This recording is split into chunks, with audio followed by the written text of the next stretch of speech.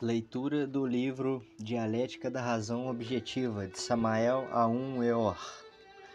Terceira prática: a transvalorização.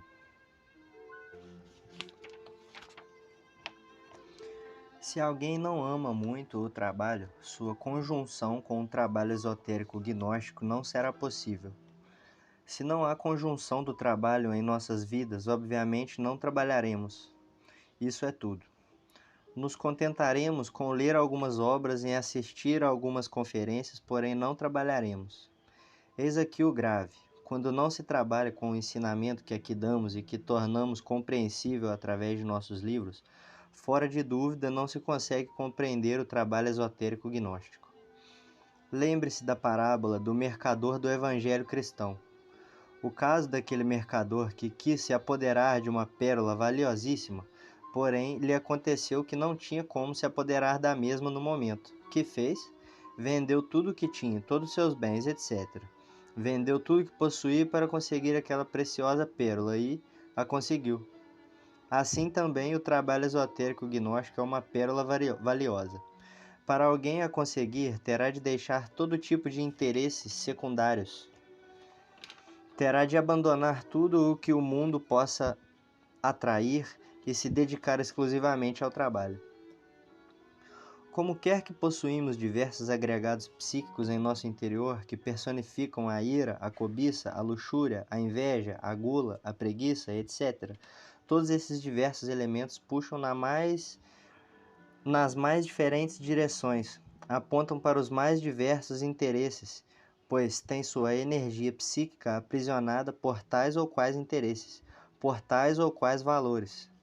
Devemos libertar nossa energia psíquica presa nesses ou naqueles valores. Se alguém consegue libertá-la, poderá concentrá-la nessa preciosa pérola, que é o trabalho esotérico gnóstico. Quando alguém libera a sua energia, quando a tira dos seus invólucros materiais, de seus interesses egoístas, quando a extrai de seus desejos passionais, quando a arranca daquilo que não tem importância, quando a concentra numa única direção, que é o trabalho esotérico gnóstico, forma obviamente sua conjunção com o trabalho. É quando alguém se dedica plenamente ao trabalho sobre si mesmo. Isso conduz naturalmente à transformação radical da pessoa. Precisamos ir compreendendo isto, se é que de verdade almejamos uma transformação. Fora de dúvida, o amor pelo trabalho é básico. Ao se falar de amor, temos de ser precisos na análise. Não se esqueçam que eu sou matemático na investigação e exigente na expressão. A palavra amor em si mesmo é um pouco abstrata. Precisamos especificá-la para sabermos o que é isso que se chama amor. Antes de tudo, cabe-nos consultar um pouco ao Evangelho cristão. O grande Kabir Jesus disse: em que vos ameis uns aos outros, provareis que sois meus discípulos. Há também outra frase do grande Kabir, muito interessante: amar a Deus sobre todas as coisas e ao próximo como a ti mesmo. Não façais a outros o que não quereis que vos façam. As pessoas sentem algo que lhes chega ao coração quando escutam a palavra amor. Porém, como quer que tenha a mente em estado subjetivo, como quer que não deram objetividade ao seu pensamento, obviamente não captam o profundo significado da palavra. É necessário, improrrogável, entender o que é amor. Aquela frase, não façais a outros o que não quereis que vos façam, poderiam ser traduzidas assim: tornai-vos conscientes dos outros, isso é, de vosso próximo e de vós mesmos. Também aquela outra: amai-vos uns aos outros como eu vos amei. Poderia ser traduzir assim: fazei-vos conscientes dos outros e de vós mesmos. Aquela de amar a Deus sobre todas as coisas e o próximo como a si mesmo, poderia ser traduzida: tornai-vos conscientes da divindade que habita em vosso interior, do próximo e de vós mesmos. Assim, pois, precisamos nos tornar conscientes disso que se chama amor, o que poderia ser traduzido como consciência. Como poderia alguém amar a seus semelhantes, isso é, compreendê-los, se esse alguém não é consciente de seus semelhantes? Precisamos nos tornar conscientes de nossos semelhantes, se é que de verdadeiramente queremos compreendê-los. Somente os compreendendo sentiremos amor por eles. Contudo, para podermos fazer consciência de nossos semelhantes, precisamos nos tornar conscientes de nós mesmos. Se um homem não está consciente de si mesmo, como irá se tornar consciente de seus semelhantes? Se não está consciente de seus semelhantes, como poderia compreendê-los? Se não os compreende, qual será a sua conduta em relação a eles? Isso é importante. No trabalho esotérico gnóstico, tem de haver afeto pelo trabalho, porém não poderia haver afeto se não o compreendêssemos. Compreensão é fundamental. Prosseguindo com essas investigações, diremos o seguinte: há 3 classes de amor. Quando Jesus pergunta a alguns de seus discípulos que tipo de amor sentiam por ele, precisamos entender um pouquinho a fundo essa pergunta, porque existe o amor puramente sexual, o amor puramente emocional e o amor consciente. Nós dizemos: amor é lei, porém amor consciente. Muita gente se entende pelo sexo e nada mais. Isso é amor sexual. Outras é que têm seu centro de gravidade na emoção. Isso é, cultivam um amor meramente emocional. Esse amor meramente emocional entre duas pessoas indubitavelmente gira para o ódio e vice-versa. É instável, está repleto de amarguras, paixões, ciúmes, portanto, não poderia ser qualificado como um amor judicioso no sentido mais completo da palavra. Inquestionavelmente, só o amor consciente merece a nossa veneração. Porém, para que exista amor consciente, faz-se indispensável, antes de tudo, que se trabalhe sobre si mesmo para eliminar de si os elementos psíquicos indesejáveis que carregamos em nosso interior. Caso contrário, não haverá amor consciente em nós. Como poderia alguém puramente emotivo ter amor consciente? Um sujeito X cheio de ciúmes, um tímido. Para que o amor consciente nasça, há que se eliminar os elementos da paixão, dos ciúmes, das intrigas, etc. Temos de eliminar os elementos puramente sensuais e aprender a nos colocarmos sempre do lado do ponto de vista alheio. Quão difícil é esse aprender a se colocar no ponto de vista do próximo. Quão difícil. Quem aprende a sentir amor consciente sabe se colocar no ponto de vista alheio. Aquilo de não faça aos outros o que não queres que façam a ti deve ser traduzido assim: fazei-vos conscientes dos demais e de vós mesmos. Se alguém não se coloca no ponto de vista alheio, fracassa completamente. Não chegará jamais a amar conscientemente. No entanto, para nos colocarmos no ponto de vista alheio, temos de abandonar o amor próprio. Infelizmente, as pessoas foram feitas de acordo com o modelo do amor próprio. É óbvio que nós devemos, camada por camada, ir eliminando de nós mesmos os diferentes aspectos do amor próprio. Grande parte disso que o homem sente pela mulher ou vice-versa e costumam chamar de amor, no fundo, não é mais do que uma extensão do amor próprio. É muito difícil eliminar de si mesmo o amor próprio e, no entanto, o eu do amor próprio precisa ser aniquilado, precisa ser desintegrado, precisa ser reduzido a cinzas, se é que de verdade queremos aprender a ver do ponto de vista alheio. Normalmente ninguém sabe ver do ponto de vista alheio, ninguém sabe se situar na posição dos demais. Cada um está tão dominado pelo eu do amor próprio que nem remotamente lhe ocorre pensar em colocar-se do lado do ponto de vista dos outros. Se alguém elimina de si mesmo o eu do amor próprio, dá um grande passo. Se consegue eliminar aqueles agregados psíquicos que personificam claramente a arrogância, a superioridade e a intolerância, obviamente realizará avanços extraordinários, porque a arrogância, isso que nos faz sentir como se fôssemos pessoas muito importantes, que nos faz com que nos comportemos diante dos demais de uma forma até despótica, é óbice para o despertar da consciência. Uma pessoa arrogante jamais conseguiria amar aos seus semelhantes. Como os amarias? A superioridade que diremos do eu da superioridade? Por que haveremos de nos sentir tão importantes frente aos outros, diante do próximo, se nada mais somos do que míseros gusanos do lodo da terra? Isso se superioridade, de nos crermos superiores aos outros, é óbice para o despertar. Quanto à intolerância, ela conduz-nos à crítica. Vemos os defeitos do próximo, mas não vemos os nossos. Vemos a palha no olho alheio, porém não vemos a viga no nosso. Somente quando alguém se coloca no ponto de vista alheio, aprende a ser mais tolerante para com o próximo, e daí resulta desaparecer a crítica destrutiva e prejudicial. Faz-se necessário se aprender a se colocar no ponto de vista alheio. Fulano de tal roubou. Estamos seguros de nunca termos roubado a alguém jamais? Quem poderá assegurar que fulano de tal adulterou? Estamos seguros de que nunca na vida cometemos adultério? Cicrano está cometendo tais ou quais desordens. Estamos seguros de que nunca as cometemos nós? Claro, quando alguém desenvolve a tolerância, a crítica destrutiva desaparece. Assim que se precisa desenvolver a tolerância, porém, para que a tolerância se desenvolva, há que se eliminar os agregados psíquicos da intolerância. Somente assim poderá nascer em nós a tolerância no sentido mais transcendental da palavra. Qualquer um se admira ao ver como se critica o próximo. Se nos colocássemos do lado do ponto de vista do próximo, se por um momento trocássemos a nossa personalidade pela do próximo, não criticaríamos. Resulta muito importante aprender a se colocar no ponto de vista alheio, na posição do próximo. Isso é indispensável. Infelizmente, as pessoas não sabem ver do ponto de vista alheio e por isso falham lamentavelmente. Inquestionavelmente, a consciência é o que interessa. Consciência é amor. Amor e consciência são duas partes da mesma coisa. Se alguém se propõe de verdade fazer-se consciente de si mesmo, far-se-á consciente dos demais. Causa assombro, por exemplo, os torturadores do próximo, aqueles que torturam os outros.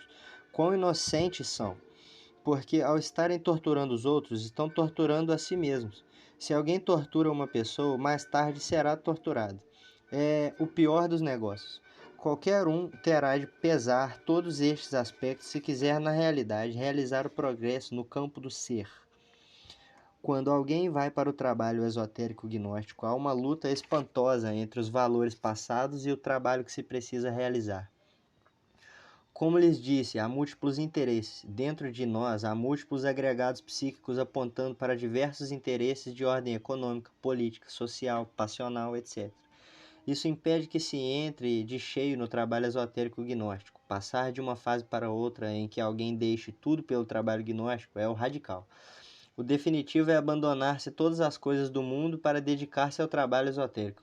Infelizmente, as pessoas não pensam assim. Comumente, os estudantes, os aspirantes, passam logo tempo entre o passado e o futuro, entre os valores passados e o trabalho gnóstico.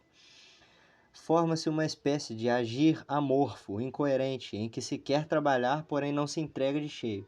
As pessoas perdem muito tempo. Há alguns que resolvem trabalhar sobre si mesmos, mas quão poucos são os que resolvem deixar tudo pela pérola preciosa. Tornar-se necessário uma transvalorização da vida, dos valores que temos nela, para depois podermos nos dedicar ao trabalho sério sobre nós mesmos. Isso de transvalorização é importante, que se entende por transvalorização. Qual é o seu significado? Todos valorizam seus interesses? Porém, a transvalorização vai mais longe. É quando alguém busca compreender por meio dela que seus interesses econômicos, sociais e etc. são fúteis e vãos e que o trabalho é mais valioso que tudo. A transvalorização leva as pessoas a abandonar muitos interesses de ordem egoísta a fim de se dedicarem de cheio ao esoterismo gnóstico transcendental. Obviamente, o fundamental é a aniquilação budista. Os teósofos têm horror a tal palavra, deixar de existir. Aqui e em todos os mundos. É doloroso, porém precisamos passar pela grande aniquilação. Não ter medo da morte. Infelizmente, as pessoas têm medo da morte e oferecem inconscientes resistência a esses ensinamentos. Vocês mesmos que estão a me escutar, estão seguros de não estar nesse momento oferecendo alguma resistência à explicação que estou dando sobre o trabalho esotérico gnóstico? Estão seguros de que alguns de vocês não estão aborrecidos neste momento, de não estarem bocejando? Não sentem que o ensinamento que se torna um pouco árido em troca,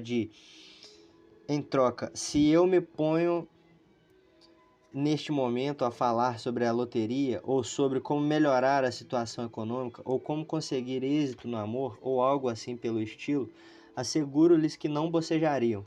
Mas, ao me referir diretamente ao trabalho sobre nós mesmos, a isso que se chama aniquilação budista, inquestionavelmente no fundo de cada um de vocês opõe-se uma resistência. Por quê? Porque de maneira alguma o ego quer deixar de existir. O ego rechaça esse tipo de ensinamento porque aponta contra a sua própria existência. Há alguém dentro de vós que tenha vontade de não existir? Vocês querem existir aqui e no além. Alguns diriam, bom, eu não tenho vontade de existir no mundo físico e gostaria de desencarnar. Porém, Com que segredo pensam assim? Simplesmente porque desejariam viver nos mundos superiores, isso é claro, numa situação um pouquinho melhor. Por que os padres têm tanta gente? Porque os padres não oferecem a doutrina da aniquilação budista aos seus afiliados. Oferecem o céu através de alguns pagamentos, dão passaporte para o céu, uma vida cômoda no além, gozando todo tipo de honras. Se a viúva deixa uma boa fortuna, por exemplo, a paróquia dá-lhe em troca um passaporte para o céu. Isso é claro. Assim que o indivíduo pode ter sido um grande assassino, um criminoso, basta que se confesse com o Senhor, cura para dele ganhar passaporte para o céu. E se deixa algum dinheirinho, mas ao Senhor cura antes de morrer. Podem vocês estar certos de que, segundo o Senhor cura, foi direto para o céu, nem sequer passando pelo purgatório. Seria feliz. Isso atrai, agrada as pessoas, tem muito de folguedo. O ego não gosta de que ninguém lhe ponha uma pistola no peito. Vejamos um exemplo. Chove cartas sobre mim, de toda a América Central, de toda a América do Sul, perguntando por chakras, por iniciações, por poderes, por posições sociais, posições dentro do próprio movimento gnóstico, as situações econômicas, questões amorosas, etc. Porém, muito rara vez na vida recebi uma carta perguntando pela dissolução do ego. Não recordo ter recebido uma carta. Todas pedem poderes, graus, iniciações, dinheiro, posição, etc. Porém, com grande dor, não encontro uma carta de alguém que esteja se entregando de cheio à morte do mim mesmo. Sim, Senhor, morrer, não viver. Todos, ainda que sejam magos, negros, não importa. Viver é o que todos querem. Todos querem ser um grande Senhor poderoso sem se incomodar com isso de morrer. Acontece que só com a morte vem o novo. Se o germe não morre, a planta não nasce. Mas ninguém quer entender isso. Uns queixam-se em suas cartas declarando que ainda não conseguiram sair conscientemente no astral, que querem ser iluminados, mas que ainda não conseguem receber mensagens dos mundos superiores, etc. Há muitos outros casos, não querem se dar conta que a iluminação não se consegue, se antes não se libertou a consciência. Não querem se dar conta que a consciência jamais se emancipa, se não se destrói o ego. Não querem se dar conta disso. Querem ser iluminados, mas não querem morrer. De que servem essas escolas que não ensinam a morte do mim mesmo? A iluminação, a emancipação não vem senão com a morte. De maneira que, se alguém não morre, está perdendo seu tempo miseravelmente. Alguém, para morrer em si mesmo, precisa amar o trabalho, tem de sentir afeto para com ele, tem de sentir-lhe carinho. A consciência engarrafada no ego, os diferentes agregados psíquicos que constituem o mim mesmo, se processam em virtude de seu próprio condicionamento. Indubitavelmente, enquanto alguém tenha consciência embutida no ego, é normal que tenha uma psique anormal. Constantemente escuta-se casos de gente que foi levada pelos extraterrestres, seres do espaço. Aqueles que viajaram, que foram levados em naves cósmicas, na volta sempre manifestam que estiveram dentro do laboratório de algumas dessas naves. São sempre examinados no laboratório e depois se lhes deixam em paz. Levam-nos a passear e trazem-nos de volta ao lugar de onde partiram. É claro que essas grandes naves cósmicas, dirigidas por irmãos de outros mundos, possuem laboratórios maravilhosos, mas por que pegam os terrícolas e colocam dentro dos laboratórios? Não lhes ocorreu pensar alguma vez nisso? Pois simplesmente porque os terrícolas são criaturas que têm a psique em estado anormal, não são pessoas normais, são criaturas com a psique bastante rara, muito estranha, vivem em um estado sonambúlico. Este é o motivo dos motivos. São tratados por algum tempo e colocados nos laboratórios das naves cósmicas. Os seres anormais da Terra chamam muito a atenção dos extraterrestres que os levam para estudá-los em seus laboratórios. Os terrícolas são seres anormais. Esta é a crua realidade dos fatos. Agora fica tudo isso explicado com clareza. Alguém vem a ter uma psique normal quando trabalhou sobre si mesmo. Antes, não é possível. Em tempos arcaicos do nosso mundo, a psique dos seres tricerebrados era normal e a humanidade estava em sintonia com as outras humanidades planetárias. Infelizmente, depois da aniquilação do abominável órgão Kundartiguador, o qual fora dado à humanidade com o propósito de dar estabilidade à superfície geológica da Terra, a psique tornou-se anormal, porque as consequências do abominável órgão ficaram depositadas nos 5 cilindros da máquina orgânica. Tais consequências constituem isso que se chama ego. A consciência embutida no ego começou a funcionar de forma anormal e segue de forma anormal, infelizmente. Assim, pois, o nosso objetivo é criar seres normais, tirá-los do estado de anormalidade em que se encontram. Veja vocês as diversas anormalidades dos terrícolas. Uma delas é a intolerância. É grave ver o defeito alheio e não ver o defeito que se carrega. Costumamos atribuir a outros tal ou qual erro quando o temos de sobra em nós. A crítica sobre as atitudes, pensamentos e projetos dos nossos semelhantes sem evidência prévia é uma anormalidade. Se alguém vê, por exemplo, um semelhante seu tal ou qual atitude, por que formar julgamento sobre a mesma? Os fatos podem ser entendidos quando são examinados com o sentido da autoobservação psicológica. Porém, se não usamos o sentido da autoobservação psicológica, como poderíamos entender os fatos de forma íntegra? À medida que avançamos no caminho dessas investigações, damos-nos conta de que nossos semelhantes são anormais, que fulano disse, que mengano disse, que perengano havia dito. Isso não se vê senão em nosso planeta Terra. Aquilo do dizem que se diz não existe entre gente normal. Assim como não existe entre gente normal o mexerico. Isso tudo é próprio de um mundo onde as pessoas não são normais. Observem como as mentes reagem umas sobre as outras. Podemos observar que quando fulano de tal diz tal coisa com alusão a Sultano, Sultano reage violentamente, sente-se ferido, isso é anormal. Em um avançado mundo do espaço, fulano diz a Sultano tal coisa e Sultano guarda silêncio, não discute, já que cada um é livre para dizer o que quiser. Certa ocasião, conversava eu nos mundos superiores com o anjo Anael sobre determinada qualidade que eu acreditava possuir e que ainda não tinha. Isso aconteceu há uns 30 anos. Anael, com justa razão, depois de certa observação, fez com que visse meu equívoco. Porém, eu ainda estava acostumado com a discussão ao estilo terrícola. Fiz-lhe então um pouco de objeção. Apelei a toda dialética à vida e por haver. Quis dar-lhe a torre, como se costuma dizer. Anael permaneceu me escutando sem dizer uma só palavra. Quando terminei meu discurso, quando a minha catilinária cicerônica ficou concluída, prostrou-se reverentemente, deu as costas e se retirou. Não pronunciou uma só palavra. Ele havia dito o que tinha para dizer e deixou-me falar tudo o que quisesse falar. Está claro que falei tudo que me deu vontade de falar. Quantas coisas lhe disse? Muitas, porém ele guardou silêncio respeitosamente, escutou-me com decência, deu-me as costas e se foi. Em outra ocasião, dialogava com Shivananda nos mundos superiores. Recordo que estava dando uma conferência. Falava eu sobre o Tantra e o Tantrismo, sobre o secreto secretorum do laboratório alquimista. Foi quando fomos imediato visitados por Shivananda, que recém desencarnara. Ele disse: Vocês não veem que assim estão vulgarizando o ensinamento? Não se pode vulgarizar o ensinamento. Isso porque havíamos entregue a chave da alquimia. Em tom não costumeiro, começou a discussão. Bati várias vezes sobre a mesa de forma insólita e lhe disse: Estou disposto a responder todas as perguntas. Fica aberta a discussão. Shivananda teve o bom senso, apesar de ser terrícola, de sentar-se ao estilo oriental e entrar em profunda meditação.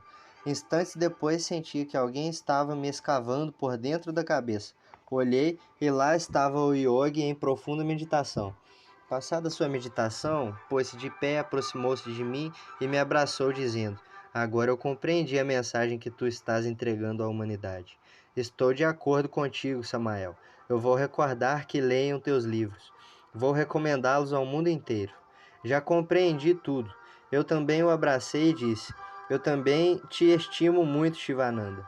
Claro, Shivananda é terrícola, mas é um terrícola um pouco mais judicioso que os outros terrícolas.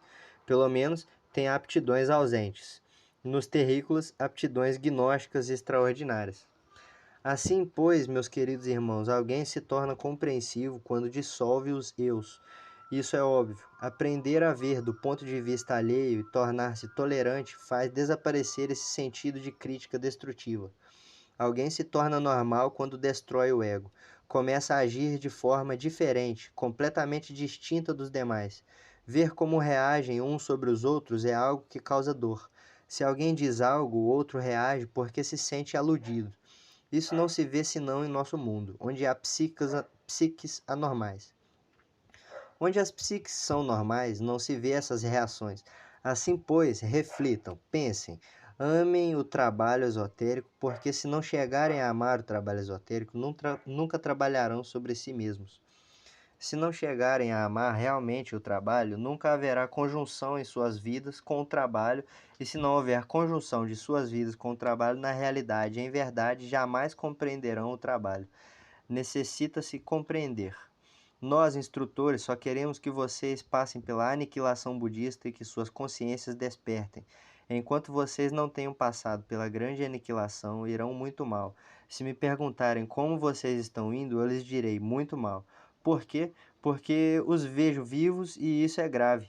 Enquanto alguém mantém-se vivo, não pode compreender aos outros, não pode realmente fazer investigações autênticas, ainda pelo mundo do intercâmbio de opiniões subjetivas. Os conceitos que emitem terminam sendo incoerentes e jamais exatos. Quando alguém morre, deixa de existir aqui e em todos os mundos. Assim é como realmente se fica morto. Crerão vocês, por acaso, que assim vivos como estão poderiam alcançar o Nirvana? Pois obviamente que não. O Nirvana é o céu e por isso os próprios budistas disseram: a dissolução do eu é o próprio Nirvana. Isso é fundamental. Hoje insisti com vocês sobre o trabalho. Como tarefa, lhes dou a dissolução do eu do amor próprio, o qual é fundamental, e desses outros eus que se chamam arrogância e importância. Sentir-se importante, ninguém é importante. A arrogância, a importância e a intolerância são obstáculos ao amor ao próximo. Faz-se indispensável que eliminem o amor meramente emocional e consigam o amor consciente. Ainda que me torne cansativo com tantas repetições, devo lhes dizer que devemos aprender a amar os nossos semelhantes. Jamais poderíamos amá-los se não os compreendêssemos, e não poderíamos compreendê-los sem nos fazermos conscientes deles ou sem que nos fizéssemos conscientes de nós mesmos. Não poderá se tornar consciente de si mesmo quem não for capaz de eliminar os eus dos quais se falou esta noite: o amor próprio, a intolerância, a arrogância, etc. Compreendam e desintegrem esse tipo de elementos, desintegrem o eu da autoimportância, porque nós não somos importantes. Nem mesmo eu, que sou o presidente fundador do movimento gnóstico, poderia me considerar importante. Considero que sou um vil gusano de lodo da terra, e isso é tudo. Não penso nem quero pensar que seja maior do que vocês. Sou um servidor de vocês, nada mais. Um humilde servidor. Enquanto tenhamos o sentido da autoimportância, caminharemos pelos caminhos da dor. Até aqui minha prática desta noite. Se alguém tem algo para perguntar, que eu faça com a mais inteira liberdade. Como faria alguém para ensinar uma criança, sendo ele um instrutor primário? Por exemplo, quais seriam as bases para que esses pequenos entendessem o amor para com o próximo ou que pudessem ir cultivando estes valores? Realmente, o amor para com o próximo é algo que soa muito romântico, muito bonito. Amai-vos uns aos outros como eu vos amei. Mas se não entendemos as palavras do grande Kabir Jesus, a frase não passa de ser mais do que bela. Isso é tudo. Já disse, para se amar aos demais, há que se ter realmente consciência. Amor e consciência são a mesma coisa. Consciência é amor. Se alguém não tem consciência dos demais, obviamente não estará amando aos demais. Esse alguém precisa tornar-se consciente dos demais. Como alguém far-se-á consciente dos demais se não se fez consciente de si próprio? Tente começar a tornar-se consciente de si mesmo antes de fazer consciente dos demais. À medida que alguém vai se tornando consciente de si mesmo, consciente de seus próprios erros, consciente dos seus próprios defeitos, vai se fazendo consciente dos demais. Já não há crítica. Já não diz fulano de tal é um ladrão, cicrano é um brigão. Já não diz. Tem consciência de si próprio e sabe que muitas vezes roubou, muitas vezes matou. Já não diz fulano de tal é um falador, é um intrigante, pois sabe que muitas vezes falou, que muitas vezes fez seus mexericos. Assim, à medida que alguém vai tornando consciência de si mesmo, aprenderá também a se colocar na posição dos demais e aprenderá a ver do ponto de vista alheio. Isto é, se fará compreensivo para com os demais. Isso é, amor bem entendido. Se alguém não tem consciência dos demais, não está amando. Venerável mestre, em sua dissertação nos falou que devíamos valorizar o trabalho e nos deu como exemplo da pérola preciosa. Em uma situação muito pessoal, se me apresenta agora a ocasião de estudar psicologia academicamente. Seria retrocesso se me dedicasse a estudar esses aspectos, digamos, acadêmicos, quando já tomei a decisão de me dedicar à missão? Gostaria que me desse uma resposta real com relação ao propósito que tem para com a obra. Bom, inquestionavelmente a psicologia acadêmica segue por caminhos equivocados. Infelizmente, agora não se trata de meter teorias equivocadas na cabeça, trata-se de danificar a cabeça totalmente. Isso é absurdo. A verdadeira psicologia deve se dedicar à autoexploração do ego, ao conhecimento dos agregados psíquicos que há em cada um de nós e à eliminação desses agregados. Em uma palavra, é autoexploração profunda, direta, sem necessidade de teorias absurdas. Venerável mestre, talvez se busque o estudo por algum propósito subjetivo, por exemplo, o amor próprio. O estudo não prejudica a mente, porém, se alguém a ele se dedica, terá de selecionar seus alimentos, assim como seleciona os alimentos que leva ao estômago. É necessário se selecionar também o tipo de conhecimento que vai colocar em seu pobre cérebro.